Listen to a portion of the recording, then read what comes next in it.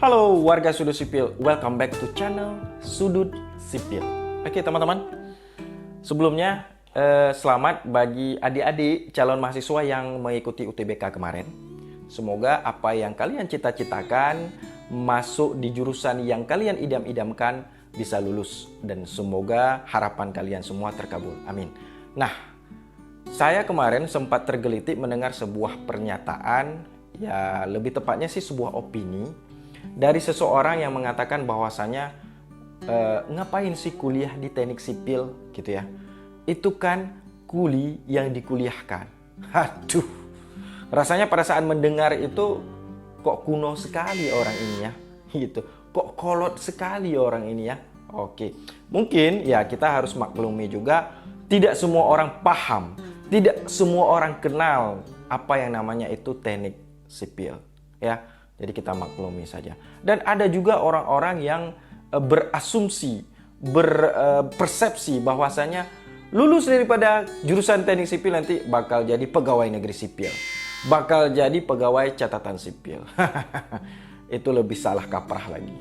Nah teman-teman, mungkin orang lebih familiar kalau bangunan itu jurusannya mungkin teknik bangunan. Dan orang-orang awam yang dengan notabene bangunan mungkin lebih familiar, dia lebih kenal dengan nama arsitek. Sedangkan teknik sipil itu lewat, sedangkan teknik sipil itu bahkan tidak dikenali sama sekali oleh mereka. Nah, teman-teman, bahwasanya orang-orang banyak yang tidak mengenal teknik sipil karena dia tidak tahu di mana peran dan apa tugas dasar dari seorang teknik sipil itu. Oke, dari namanya dulu sejarahnya kenapa dinamakan teknik sipil atau civil engineering itu untuk membedakan antara teknik militer dan teknik sipil. Jadi dulu pada saat perang dunia di negara barat sana, yaitu untuk memisahkan orang-orang teknik, ada yang dari militer dan dari warga sipil, sehingga dinamakan dengan civil engineering atau teknik sipil. Sehingga sampai dengan ke Indonesia pun tetap diadopsi nama civil engineering atau teknik sipil. Nah, apa saja sih yang dipelajari dalam jurusan teknik sipil itu? Teknik sipil itu ada 5 bidang konsentrasi. Yang pertama adalah geotek, itu tentang bebatuan, tanah dan segala macam. Dia lebih meneliti, dia lebih berhitung, dia lebih mempelajari tentang asas muasal gempa, kondisi tanah, sehingga pondasi apa yang cocok, yang ideal untuk suatu bangunan. Kemudian dilanjutkan dengan hidro. Bidang hidro ini, bidang hidro adalah lebih kepada pendalaman bangunan-bangunan air seperti dermaga, bendungan dan lain sebagainya. Termasuk cetak sawah, dia tetap dipelajari di sini. Nah, kemudian ada transport. Oke. Nah, bidang transport adalah mendalami daripada bangunan-bangunan transportasi. Contoh jembatan, jalan, traffic engineer, termasuk bangkitan tarikan, termasuk putaran lampu lalu lintas, sebuah simpang itu layak atau belum layaknya untuk kita pasang traffic light atau lampu merah, lampu lalu lintasnya, itu semua dihitung, dipelajari di dalam bidang transportasi di teknik sipil. Jadi luas sekali cakupannya, luas sekali perhitungannya. Kemudian tadi yang ketiga, yang keempat ada manajemen konstruksi atau MK, atau sekarang manajemen rekayasa konstruksi. Itu mempelajari bidang tersebut lebih kepada manajemen sebuah proyek. Misalnya penjadwalannya, ya kan? Kemudian ada network planningnya, kemudian cara mengatur si pekerja, berapa kapasitas produksi seorang tukang dalam memasang batu bata dinding misalnya, sehingga apabila kapasitas itu tidak dapat dipenuhi, apa konsekuensi daripada durasi terhadap proyek tersebut, apakah melenceng, bergeser, atau ada opsi-opsi lain gitu. Itu dipelajari di manajemen rekayasa konstruksi.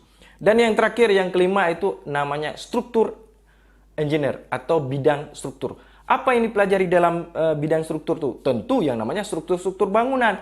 Contoh misalnya ingin membangun sebuah gedung. Nah, tiangnya itu ukurannya atau dimensinya adalah 35 x 35 cm dengan mutu beton K250.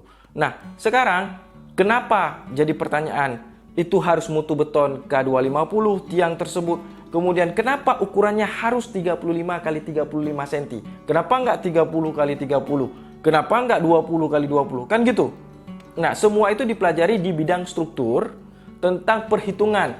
Ada gaya, ada beban yang diterima oleh si tiang, sehingga si tiang tersebut harus, ya kan, amannya, nyamannya, sanggupnya menahan beban dengan ukuran seperti itu. Dan tulangan di dalamnya misalnya berapa batang dengan ukuran besi diameter 16 ulir atau 13 ulir. Nah, kenapa harus 16 ulir? Kenapa harus 13 ulir? Kenapa nggak besi 12 polos saja? Nah, semua itu dihitung, semua itu dipelajari di dalam bidang struktur di jurusan teknik sipil. Oke, sekilas mungkin bisa dibayangkan, bisa dipahami apa yang dipelajari di dalam jurusan teknik sipil. Jadi bagi adik-adik yang belum tahu mau kemana kuliahnya, ya jurusan teknik sipil ini adalah salah satu jurusan perkuliahan paling favorit loh di Indonesia setelah kedokteran. Ya kalau nggak percaya bisa googling atau searching sendirilah. Nah, selanjutnya ada juga kata-kata orang, ya kan, mengatakan bahwasanya ngapain kuliah di teknik sipil, toh ujung-ujungnya jadi kuli bangunan, toh ujung-ujungnya jadi tukang bangunan. Hello, para lulusan teknik sipil tidak dididik untuk menjadi kuli bangunan, tidak dididik untuk menjadi tukang bangunan. Dan mohon maaf, tukang dan kuli bangunan itu tidak perlu sarjana, tidak perlu diploma, ya, tidak perlu pendidikan yang tinggi untuk menjadi tukang atau kuli bangunan. Jadi tolong jangan disamakan. Nah, terus sarjana ataupun lulusan daripada teknik sipil ini dididik untuk menjadi apa? Tentu bos, dididik untuk menjadi tenaga ahli. Apa itu tenaga ahli bangunan? Lebih rinci mungkin bisa teman-teman googling sendiri. Tetapi saya jawab secara ringkas di sini untuk mempersingkat waktu. Tenaga ahli bangunan itu adalah tenaga yang mengatur, mengendalikan, dan mengontrol jalannya suatu pekerjaan. Contoh misalnya tenaga ahli bangunan gedung. Maka dia harus paham tentang gedung tersebut, strukturnya, bahan materialnya, kemudian impact-nya, imbasnya apabila dilakukan tanpa memenuhi spesifikasi dan sebagainya. Oke teman-teman, semoga ini sedikit mencerahkan dan semoga adik-adik juga sedikit mencerahkan tentang yang namanya teknik sipil. Jadi jangan ragu-ragu kalau pilih teknik sipil seolah-olah nanti jadi kuli bangunan. Itu bullshit, ya. Bahkan Indonesia ini masih kekurangan yang namanya insinyur, masih kekurangan yang namanya teknik sipil, ya. Karena setiap tahun itu ribuan proyek lahir dan membutuhkan yang namanya insinyur-insinyur, membutuhkan yang namanya lulusan-lulusan teknik sipil untuk mengayomi, untuk melaksanakan proyek-proyek tersebut, gitu ya. Dan teknik sipil adalah salah satu jurusan yang setiap tahun itu dibutuhkan. Oke teman-teman, semoga ini bermanfaat dan terima kasih telah menonton, menyimak. Salam sudut sipil.